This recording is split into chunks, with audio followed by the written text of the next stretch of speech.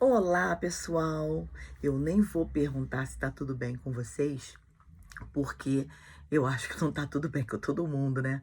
Pelo caos que a gente tá passando, pela toda essa situação problemática, caótica que a gente tá passando, todos juntos, todos brasileiros, todos os seres humanos, vamos dizer assim, porque é em quase todos os países, né?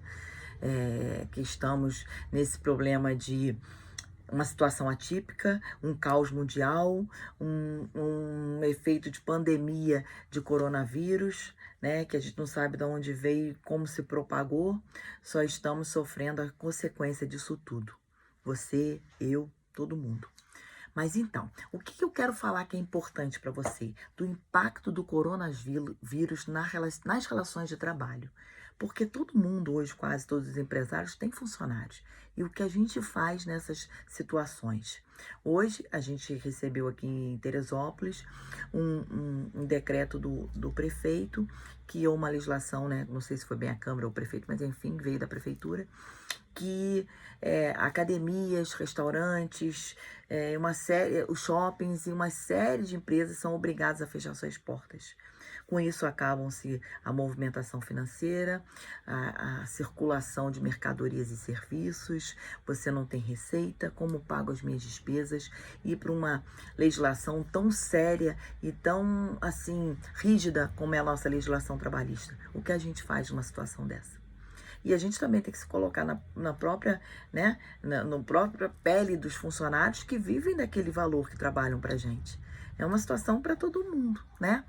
E o que acontece? Quais são as prevenções dessas relações trabalhistas que a gente tem que ter em relação às nossas relações pessoais e às nossas relações de trabalho? Agora, acho que foi 6 de fevereiro, o governo 6 de fevereiro, não, perdão. Agora em março, o governo editou uma lei, que é a 13979 de 2020, que ele fala justamente, ele instituiu o isolamento, a quarentena e a obrigatoriedade na realização dos exames do coronavírus. Aí, fazendo uma parte aqui, tem uma moça que trabalha aqui em casa e ela me disse que ela trabalha no laboratório e eles iam começar, que eu perguntei sobre o exame desse coronavírus e como é que é, né, se eles faziam e tal. Ela disse que eles iam começar, mas eles foram impedidos, ou seja, não foram autorizados a fazer a a aplicação do teste para ver se é sobre, né, se você tem o coronavírus ou não. Mas eu perguntei a ela como é que seria feito isso. Ela falou que o exame custa R$ 800. Como numa economia no Brasil, a gente faz um exame que custa R$ 800. Ninguém vai fazer esse exame, gente. Então, é uma coisa assim, é um caos mundial, um caos brasileiro, é um caos na economia, um caos nas relações pessoais e do trabalho. Mas e aí? Aí você me pergunta assim, quais são as alternativas que eu posso ter com isso? Bom, essa lei 13979, ela falou sobre as faltas justificadas. Ela também instituiu o isolamento, a quarentena e a obrigatoriedade na realização dos exames, como eu estava falando antes. Só que toda vez que o seu funcionário ou faltar porque ele foi obrigado a fazer um isolamento, ou se ele estiver em quarentena porque ele pode ser do grupo de risco, né? Ou for fazer o exame, você é obrigado a não descontar dele e é uma falta justificada. Mas e afinal, quais seriam as alternativas para isso, gente? Uma das alternativas é o home office.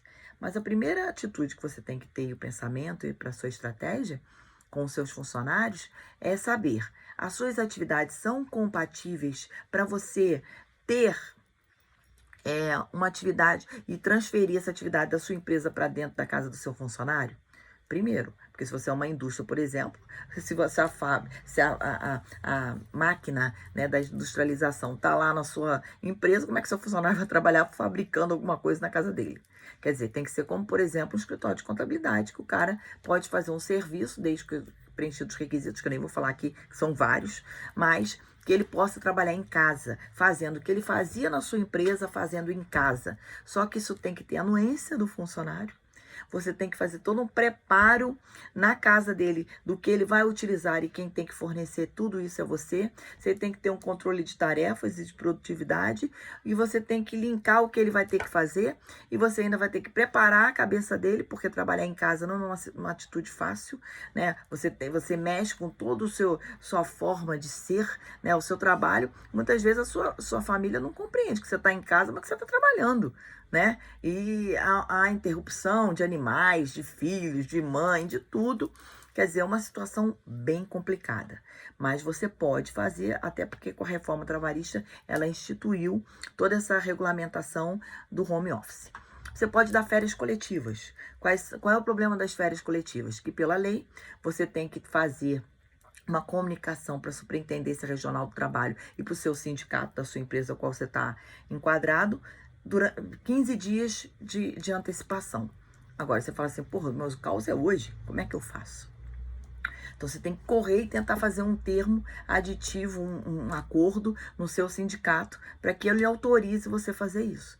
Ah, se o sindicato não estiver trabalhando, estiver com as portas fechadas. Aí, meu amigo, você pode até fazer o acordo, mas você pode correr riscos. E os riscos têm que ser calculados.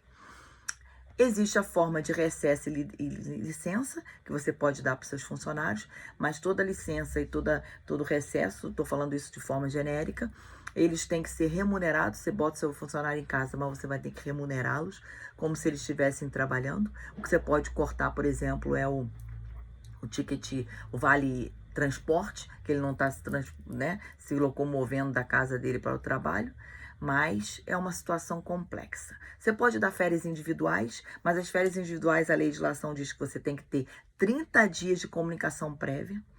Então, quer dizer, como que faz para passar isso tudo? Aí a mesma problemática do que eu te falei das férias coletivas. Você também tem que comunicar ou tentar fazer um acordo coletivo com o sindicato ou com a Superintendência do Trabalho. E desde que tenha anuência do funcionário, você tem que pagar o salário das férias, o valor das férias 2 dias antes. E se a gente está num caos econômico, como é que eu vou ter dinheiro? Muitas vezes as empresas não têm para pagar isso. Mas é uma alternativa, se você puder, né?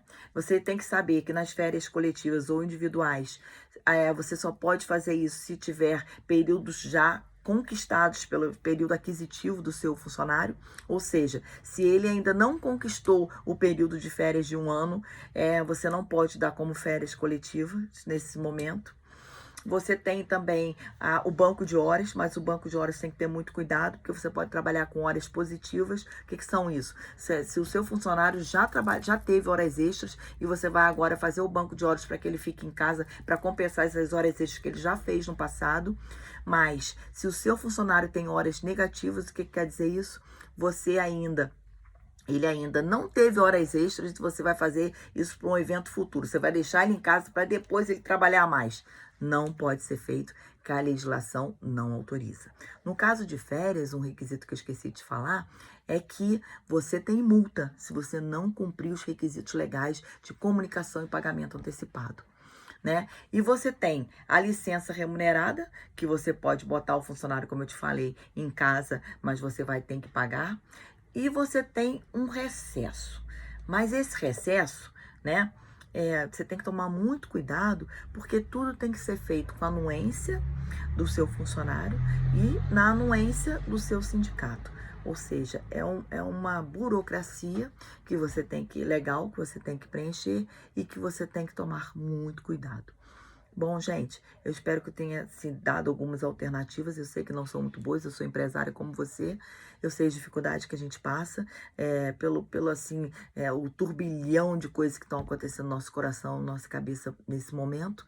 Mas a gente tem que se unir e começar a conversar, a ver vídeos, a estudar situações, a estudar estratégias que a gente pode fazer com que a gente não se prejudique mais do que a gente já está sendo prejudicado, ok? Um grande beijo para vocês.